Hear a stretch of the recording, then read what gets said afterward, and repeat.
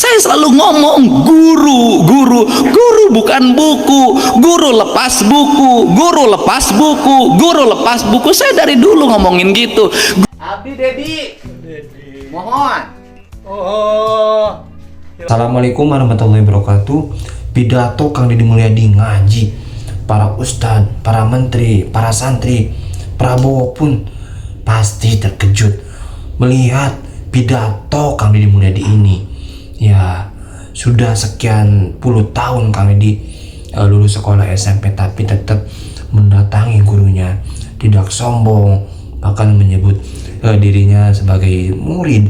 Dan Kang Deddy pun sempat dulu sering banget pidato, terus ceramah, azan di masjid, teman-teman. Gila Kang Deddy, emang sudah dari kecil ya teman-teman. Coba kita lihat dulu ya pidato Kang Deddy Mulyadi ngaji. Guru lepas buku, guru lepas buku. Saya dari dulu ngomongin gitu. Gurulah penentu kedaulatan murid, gurulah penentu martabat murid, gurulah penentu kelulusan murid. Maka guru tidak boleh diintervensi oleh apapun. Tidak boleh diintervensi oleh kurikulum, tidak boleh diintervensi oleh kepala sekolah, tidak boleh diintervensi oleh dinas pendidikan, oleh menteri sekalipun. Dia adalah guru, kedudukannya lebih tinggi dari menteri. Ya, guru diatur-atur. Maka lahirlah guru yang merdeka, bukan guru yang terjajah. Guru yang merdeka adalah merdeka belajar.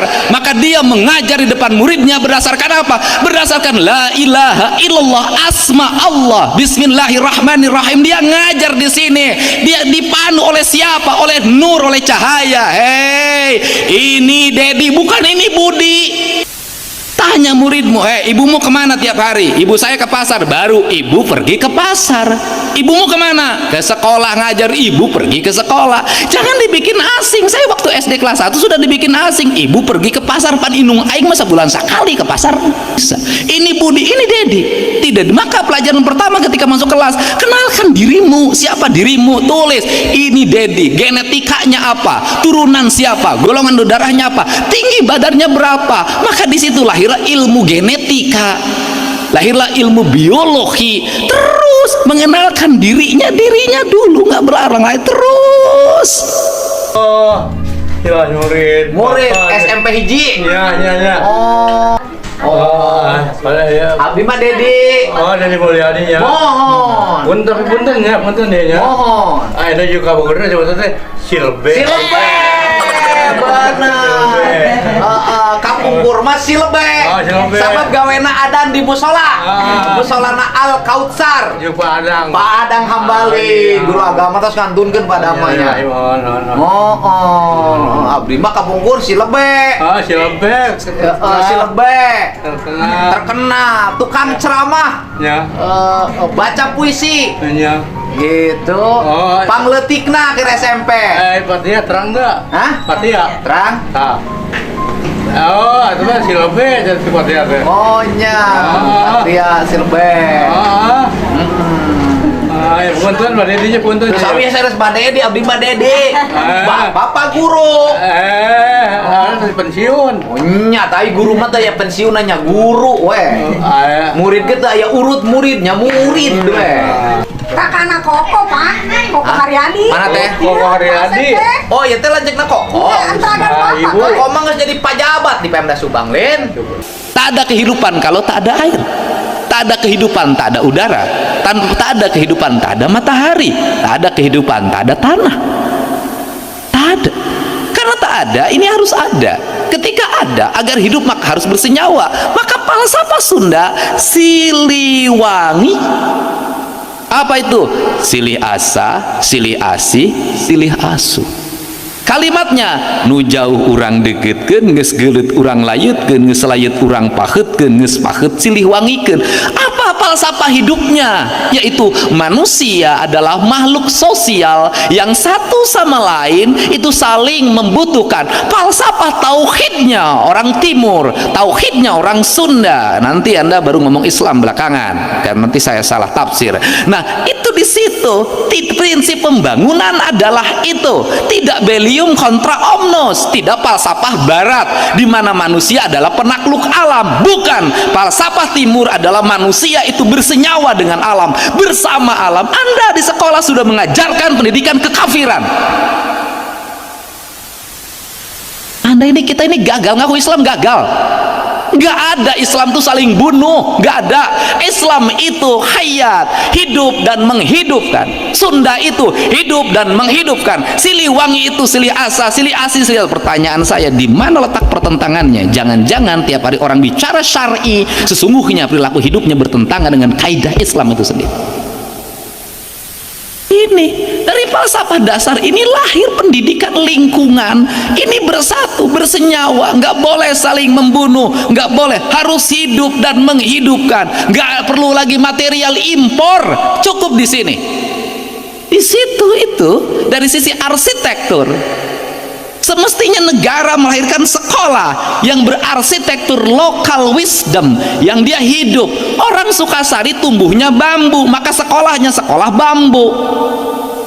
Arsitekturnya semua dari bambu. Lihat mataharinya berapa derajat dia kalau panas, kalau tenggelam berapa derajat, meletakkan sekolahnya di mana, maka di situ sekolah tuh hidup, jendelanya hidup, pintunya hidup, semua hidup dan menghidupkan. Lahir impres, lahir arsitektur asal-asalan, di dalamnya mematikan. Nggak ada Islam di situ, kagak ada.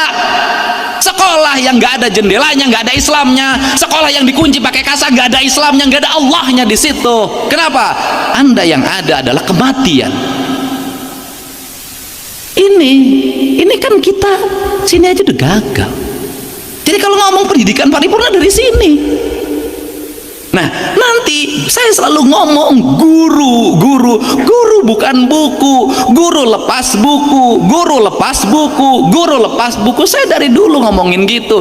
Gurulah penentu kedaulatan murid, gurulah penentu martabat murid, gurulah penentu kelulusan murid. Maka guru tidak boleh diintervensi oleh apapun. Tidak boleh diintervensi oleh kurikulum, tidak boleh diintervensi oleh kepala sekolah, tidak boleh diintervensi oleh dinas pendidikan, oleh menteri sekalipun. Dia adalah guru, kedudukannya lebih tinggi dari menteri. Ya, guru diatur-atur. Maka lahirlah guru yang merdeka, bukan guru yang terjajah. Guru yang merdeka adalah merdeka belajar, maka dia mengajar di depan muridnya berdasarkan apa? Berdasarkan la ilaha illallah, asma Allah, bismillahirrahmanirrahim. Dia ngajar di sini, dia dipandu oleh siapa? Oleh nur, oleh cahaya. Hei, ini Dedi, bukan ini Budi. Tanya muridmu, ibumu kemana tiap hari? Ibu saya ke pasar. Baru ibu pergi ke pasar. Ibumu kemana? Ke sekolah ngajar. Ibu pergi ke sekolah. Jangan dibikin asing. Saya waktu SD kelas 1 sudah dibikin asing. Ibu pergi ke pasar, pan inung aing masa bulan sekali ke pasar. Bisa. Ini Budi, ini Dedi. Tidak. Maka pelajaran pertama ketika masuk kelas, kenalkan dirimu. Siapa dirimu? Tulis. Ini Dedi. Genetikanya apa? Turunan siapa? Golongan darahnya berapa? Golongan darahnya apa? Tinggi badannya berapa? Maka di situ lahirlah ilmu genetika, lahirlah ilmu biologi. Terus mengenalkan dirinya dulu, nggak berlarang lagi. Terus bakatmu apa? Kalau sudah bakatmu apa, ya sudah, kamu bergerak di sekolah sesuai dengan bakatmu. Maka sekolah nggak ada ranking. Maka sekolah merdeka, nggak ada yang pinter, nggak ada yang bodoh. Setiap orang merdeka, hidup besar, mencapai masa depannya, menuju kemuliaan hidupnya berdasarkan bakat yang dimilikinya. Merdeka. Guru tugasnya memandu. Ini standar dasarnya calistung, baca, nulis, ngitung. Nggak bisa ngitung ditukar dengan kalkulator, nggak bisa. Secanggih apapun perkembangan teknologi, metodologi ini tetap harus dilakukan. Kenapa? Itu pelatihan otaknya agar bergerak. Anak-anak belajar stres. Jadi kalau di sekolah stres nggak apa-apa. Karena apa? Karena orang stres itu adalah orang yang normal. Orang yang nggak normal tuh nggak stres lagi. Jadi orang gila tuh orang yang sudah merdeka dari stres. Jangan dipikir, loh, Anda ketika melihat orang gila stres jelema teh salah, dia tuh sudah terbebas dari stres. Tugas manusia itu apa? Mengelola stres, karena hidup itu dari masalah ke masalah. Tugas manusia itu mengelola pikiran, mengelola masalah, maka masalah menjadi kekuatan. Maka dalam ilmu matematika, negatif kali negatif positif, masalah dikali masalah keberhasilan. Jadi saya seperti ini, saya hidup bersyukur. Dari mana bersyukur? Dilahirkan jadi orang miskin. Bersyukur bapak saya anaknya 9, saya anak paling bungsu. Bersyukur. Ulama senang hidupnya, tidak terlalu berat, nggak seberat saya, pendidikannya sedikit, nggak menurut saya kurang nyaman. Kenapa? Jadi kalau ngomong ke sekolah tanpa jajan, saya dulu ke sekolah tanpa jajan tapi terpaksa sabab uang jajan. Tapi dengan keterpaksaan itu, maka saya bikin nasi di rumah. Karena minyak gorengnya harus dibagi, minyak keletiknya dibagi untuk goreng, nanti goreng ikan asin siang, maka pagi-pagi saya hanya cukup pakai sangrai, sangu, pakai uyah, sederhana. Ternyata sekarang sangrai sangu itulah makanan paling sehat bagi saya, karena terbebas dari minyak goreng. Sederhana. Nah, konsepsi, jadi Anda tuh pendidikan tauhid, pendidikan tuh sama. Biologi itu ya tauhid, fisika itu ya tauhid. Nah, ini dari sini. Nah, dari sini disebutlah papat kalimat tunggal. Papat kalimat tunggal itu manusia yang bersenyawa dengan ini. Kita pasti ngomong Hindu, Sunda Wiwitan, Keharingan, Kejawen, pasti ngomongnya ini. Kita ini kan kacau banget. Ini loh, saya bilang terus. Orang makanya orang Nusantara itu sudah monoteisme dari dulu, udah monoteisme. Anda bayangin orang Sunda apalagi sudah monoteisme, apalagi orang Sunda, ya Allah ya Rabbi, panggil nama Tuhan aja nggak berani. Kenapa orang Sunda nggak berani? Itu sopan. Kenapa itu sopan? Nyebut ngaran bapak wae teu meunang, ngomong nyebut ngaran Gusti. Orang Sunda loh. Sok Dedi nyebut ngaran bapak Dedi wani teu? Henteu. Ngomongnya Gusti. Wani. Teu kudu diucap-ucap. Teu kudu diengap-engap, da Gusti mah kawasa. Kan kita terlalu berani menyebut nama Allah setiap waktu. Allah, tapi kasumpah ge make Allah 7.000 kali bohongna. Ini beda. Nah, karena ini Tuhan, maka manusia itu sudah hidup pada wilayah. Karena dia sudah hidup pada wilayahnya, maka dalam monoteisme ini, dalam tauhid ini tidak dikenal ekspansi. Makanya saya bilang orang Sunda itu tidak ekspansi, tidak menjajah. Dia tidak merebut wilayah orang. Kenapa? Karena sudah dididik dalam pendidikan pada leluhurnya, dia sudah hidup pada wilayah yang ditempatinya, kebetulan subur tempatnya. Nah ini, karena ini papat kalimat tunggal, maka lahirlah persenyawaan. Karena persenyawaan itu, maka arsitektur sekolah harus senyawa, makanan harus yang mulai mengikat dirinya dan tidak terpisah. Makanan dari lingkungannya, maka belajar makanan dari lingkungannya. Ini peradaban. Nanti bikin baju yang baju sesuai dengan lingkungannya. Saya ini pakai jas-jasan baru sekarang aja gitu loh. Dan itu pun karena malam dan dingin. Kalau siang hari nggak usah gitu loh. Nah ini pakai. Nanti kemudian bahasa, ya bahasa sesuai dengan lingkungannya. Kemudian apalagi seni sesuai dengan lingkungannya. Nah, secara otonom kalau pendidikan sudah bisa membentuk karakter bahasa manusia, makanan manusia, kemudian pakaian manusia, kemudian seni manusia, maka dia adalah manusia yang berperadaban tinggi. Karena peradaban itu mulainya dari sini. Nah, metodologi pendidikan mengajarkan pada ini. Karena mengajarkan pada ini, sebenarnya dari dulu kita sudah mulai, cuman gurunya salah menerapkan.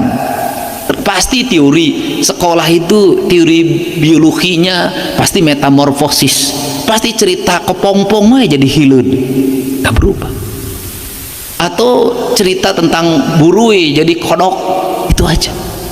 Padahal seluruh hidup itu metamorfosis, maka anak-anak diajarkan analisis. Nah, ketika diajarkan analisis, anak itu nggak usah loncat jauh, seluruh analisis apa yang ada di lingkungannya. Karena analisis apa yang di lingkungannya, maka biologi itu diarahkan pada analisis lingkungan, fisika diarahkan pada analisis lingkungan, kimia diarahkan pada analisis lingkungan, matematika diarahkan pada analisis lingkungan, ilmu sosial diarahkan pada analisis lingkungan. Karena analisis lingkungan, maka anak-anak itu akan merasa bangga dalam lingkungannya, sehingga dia menepuk dada, aku orang Indonesia, aku orang Guruduk. Tidak ada sedikit pun rasa rendah diri. Apa sih problem anak-anak kita?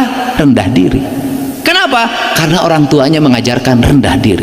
Kita ini harus percaya diri, maka dibangun percaya diri. Maka saya dari awal dulu percaya diri. Ketika saya menjabat, saya nggak mau disebut bapak, saya bilang akang. Saya percaya diri dengan kalimat itu. Saya percaya diri dengan ikat yang saya pakai. Saya percaya diri dengan sampurasun yang saya ucapkan. Suatu saat semua orang akan mengikuti. Nah, kepercayaan diri harus dibangun. Nah, anak-anak kita ini ketika kelas 1 bangun kepercayaan diri, jangan dibangun rendah diri agar menjadi orang besar. Ini percaya diri. Karena kepercayaan diri. Kenapa percaya diri?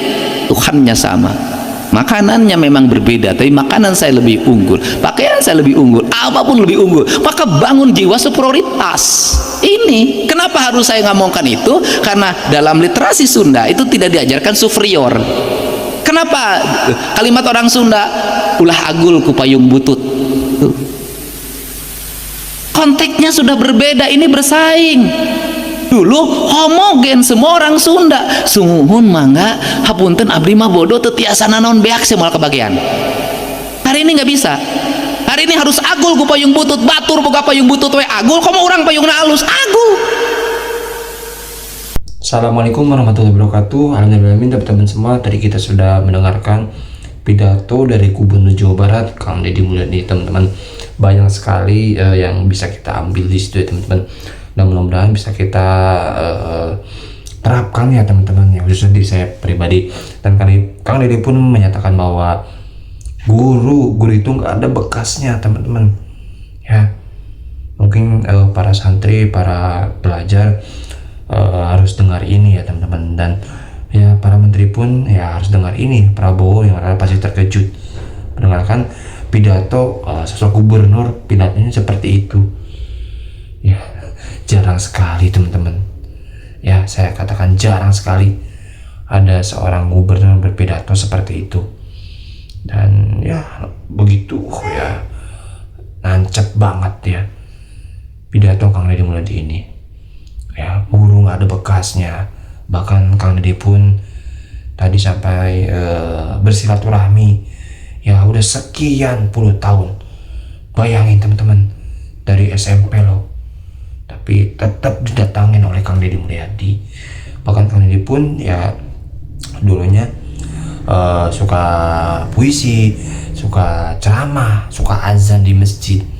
Tapi sekarang alhamdulillah menjadi ya sosok gubernur Jawa Barat yang mana peduli dengan rakyat teman-teman. Gila, masya Allah ya Kang Deddy Mulyadi ini. Dan kita doakan semoga Kang Deddy Mulyadi sehat selalu, amin.